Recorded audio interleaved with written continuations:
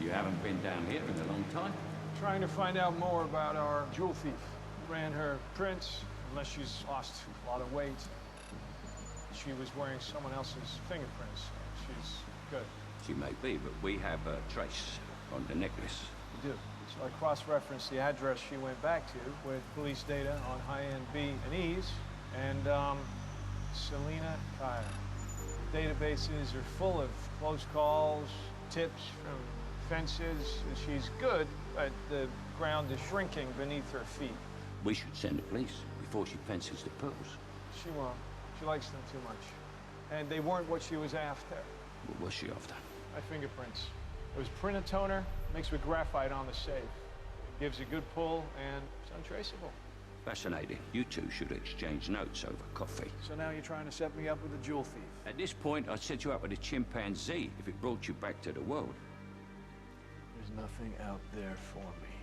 And that's the problem. You hung up your cape and your cowl, but you didn't move on. You never went to find a life, to find someone. Alfred, I did find someone.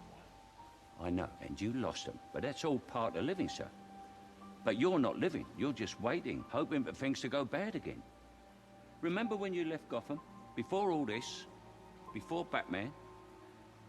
You were gone 7 years. 7 years I waited, hoping that you wouldn't come back.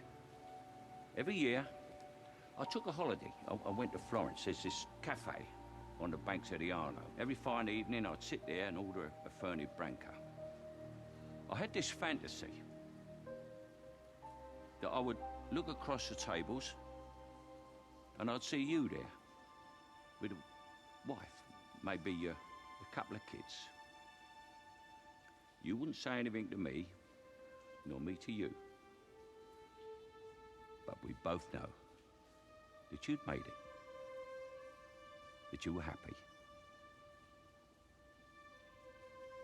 I never wanted you to come back to Gotham. I always knew there was nothing here for you except pain and tragedy. And I wanted something more for you than that.